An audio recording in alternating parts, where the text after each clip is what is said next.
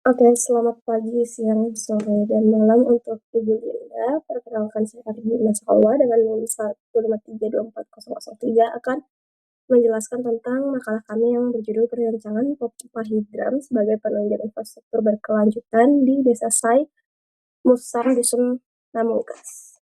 Nah, untuk pertama kita akan membahas bab 1. Untuk latar belakangnya kita memilih karena air bersih itu adalah kebutuhan dasar manusia dan aksesnya itu masih terbatas di beberapa tempat karena tantangan dataran tinggi. Nah, maka dari itu untuk memenuhi SDGs ke-6 kita memerlukan desain penyediaan air bersih yang efisien, ekonomis, dan berkelanjutan tanpa ketergantungan listrik. Nah, untuk rumusan masalahnya, yang pertama adalah bagaimana merancang sistem pompa hidram yang efektif untuk memenuhi kebutuhan air bersih di wilayah perbukitan sebagai penunjang infrastruktur berkelanjutan. Yang kedua, bagaimana tantangan dan solusi teknis dalam penerapan pompa hidram di wilayah perbukitan untuk mendukung pembangunan infrastruktur berkelanjutan. Selanjutnya, untuk tujuan penulisan yaitu untuk menjawab rumusan masalah dan manfaatnya adalah menciptakan sistem pompa hidram yang efektif sehingga dapat memenuhi kebutuhan air bersih di masyarakat di wilayah perbukitan yang telah kita pilih. Yang kedua adalah mengetahui tantangan dan solusi teknis dalam penerapan pompa hidram di wilayah perbukitan sebagai penunjang infrastruktur. Nah, ruang lingkupnya bakalan kita akan membahas tentang perancangan pompa hidram, terus mengkaji teori dan hukum fisika yang berlaku pada pompa tersebut, terus mendata kebutuhan dan peralatan, terus meninjau debit dan volume yang dihasilkan serta mempelajari kekurangannya. Terus anggapan kita adalah pompa itu menghentakkan air dan menaikkan air dari tempat yang rendah ke tempat yang tinggi secara otomatis dengan energi hidrolik yang dihasilkan. Itu. Nah, jadinya kita nanti akan menggunakan perubahan momentum massa fluida dan meningkatkan tekanan secara tiba-tiba sehingga dia tidak perlu menggunakan listrik. Hipotesisnya yang pertama adalah sistem pompa hidram dapat merancang secara efektif untuk memenuhi kebutuhan air bersih di wilayah yang telah kita pilih, dan yang kedua adalah tantangan teknis dalam penerapan pompa hidram dapat diatasi melalui solusi desain dan operasional tertentu. Metodenya pertama kita menggunakan metode eksperimen, lalu habis itu menggunakan uji lapangan dan data empiris. Namun hal itu kita ambil dari kajian literatur. Nah, teknik pengumpulan data dari kajian literaturnya adalah observasi lapangan, simulasi sistem, dan studi literatur yang kita pilih. Lalu sistematika penulisannya ada bab 1 pendahuluan, bab 2 teori dasar, bab 3 perancangan sistem pompa, dan bab 4 kesimpulan dan syarat. Selanjutnya bab 2 yaitu teori dasar. Nah, pompa hidram ini alat mekanik alternatif yang ramah lingkungan. Mengapa? Karena dia tidak menggunakan listrik, melainkan menggunakan energi dari aliran yang melewati pompa tersebut. Nah, selanjutnya fungsi pompa hidram itu untuk memompa air dari sumber dengan ketinggian lebih rendah ke yang lebih tinggi. Nah, ini tuh bisa membantu penyediaan air untuk kebutuhan rumah tangga sehari. Prinsip kerjanya adalah dengan memanfaatkan energi water hammer atau hambatan air. Nah, nantinya air dari terjunan itu melewati pipa dan menghasilkan energi potensial dengan syarat tertentu. Itu. Nah, komponen utamanya ada pertama katup buang, kedua katup hisap, ketiga tabung udara, keempat pipa masuk, dan kelima pipa keluar. Keunggulannya apa saja? Yang pasti pertama tanpa listrik, kedua hemat energi dan ramah lingkungan, ketiga prinsip kerjanya sederhana, dan keempat menggunakan barang bekas, dan kelima instalasinya tidak perlu membutuhkan teknisi ahli dalam merakitnya. Kelemahannya, yang pertama perawatan harus secara rutin, kedua penggunaan tergantung keadaan alam, ketiga belum tentu dapat diaplikasikan pada semua sumber air. Nah, untuk aplikasi di wilayah perbukitan contohnya ada di Desa Gunung Ronggo di Malang yang berhasil memanfaatkan pompa hidram dengan debit awal 10 menjadi 30 dan bekerja selama 24 jam tanpa henti serta memiliki efisiensi 49%. Lalu yang bab 3 adalah perancangan pompa hidramnya. Jadi kita menggunakan Desa Singusam di Dusun Namunggas, Kecamatan Batang, di Sumatera Utara. Nah, wilayah ini tuh punya elevasi sekitar 25 mdpl dan sering mengalami masalah distribusi air.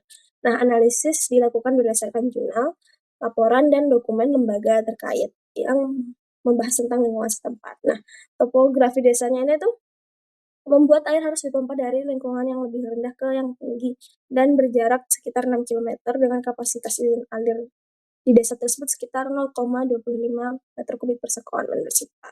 Nah, belum ada publikasi lebih lanjut, namun yang kita ketahui adalah debit sungai sering meningkat dengan tajam saat hujan deras. Nah, estimasi jumlah pengguna. Jadi di Desa Saimusam itu ada sekitar 70 jiwa dengan 36 penduduk kawin, 34 belum nikah. Nah, berdasarkan asumsi belum menikah membentuk satu rumah tangga. Estimasi ada kepala keluarga sekitar 18 hingga 25 kepala keluarga. Nah, estimasi ini digunakan untuk perhitungan kebutuhan air bersih di keperluan. Nah, estimasi kebutuhannya adalah standar konsumsi manusia adalah 120 liter, kebutuhan rumah tangga adalah 70. Kebutuhan rumah tangga adalah sekitar 8.400 liter, kebutuhan pertanian sekitar 9 meter kubik per hari, total kebutuhan air sekitar 17,4 meter kubik per hari.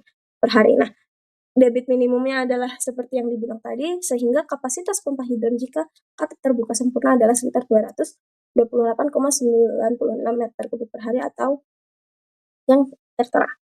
Nah, data awalnya dapat dilihat sebagai berikut sebagai parameter desain.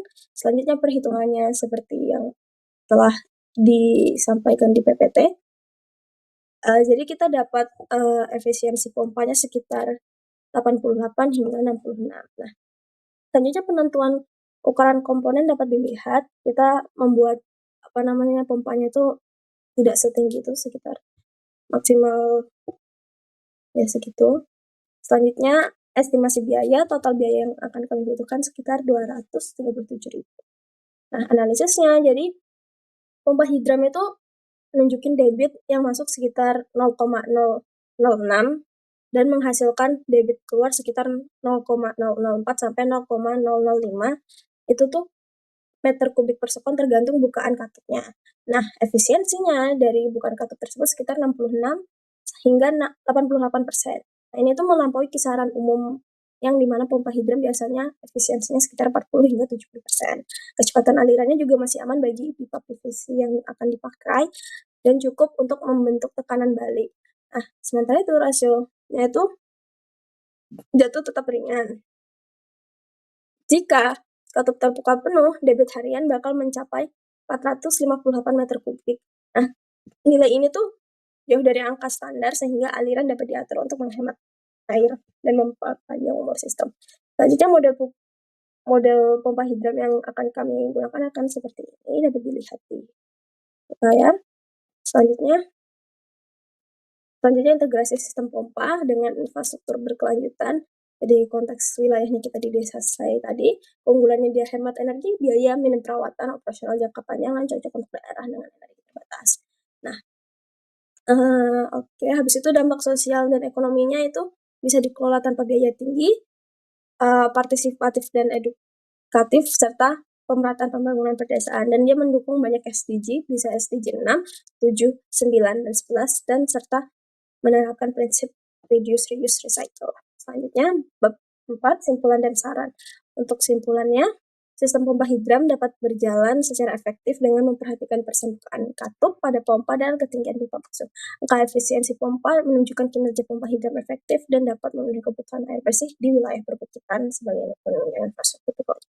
Nah, sarannya, yang pertama adalah perlu kami lakukan uji coba secara langsung untuk memvalidasi hasil perhitungan teoritis dan menilai pengaruh lingkungan terhadap kinerja pompa hidram. Selanjutnya, kita perlu dibuatnya jadwal dan prosedur perawatan, khususnya di bagian klep dan tabung tekanan, karena mereka bekerja secara terus-menerus dan menanggung beban yang berat. Selanjutnya, terima kasih. Sekian dari saya.